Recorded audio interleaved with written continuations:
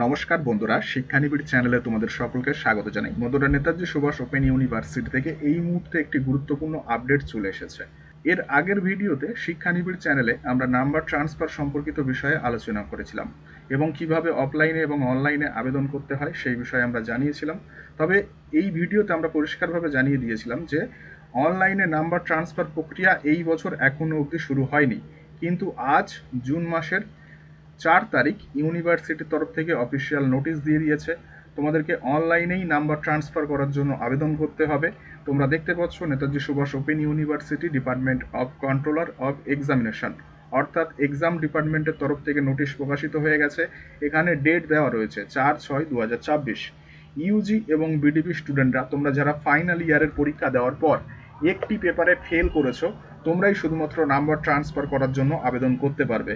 এবং এই যে অফিসিয়াল ওয়েবসাইট www.nsoucedbdp.com, এই ওয়েবসাইটের মাধ্যমে তোমাদেরকে নাম্বার ট্রান্সফার করার জন্য আবেদন করতে হবে এবং ওয়েবসাইট ওপেন হবে জুন মাসের 13 তারিখ দুপুর 2টো থেকে জুন মাসের 20 তারিখ দুপুর 2টো অবধি। 7 দিন 24 ঘন্টা ওয়েবসাইট ওপেন থাকবে। এই নির্দিষ্ট সময়সীমার মধ্যে তোমাদেরকে নাম্বার ট্রান্সফার করার জন্য আবেদন করতে পারবে। আবারও বলে দিচ্ছি, তোমরা যারা ফাইনাল ইয়ারের পরীক্ষা দেওয়ার পর একটি পেপারে ফেল করেছো, তোমরাই শুধুমাত্র নাম্বার ট্রান্সফার করার জন্য আবেদন করতে পারবে এবং নাম্বার ট্রান্সফার করার যে ওয়েবসাইট, সেই ওয়েবসাইট ওপেন হবে জুন মাসের 13 তারিখ দুপুর 2টো থেকে জুন মাসের 20 তারিখ দুপুর 2টো অবধি।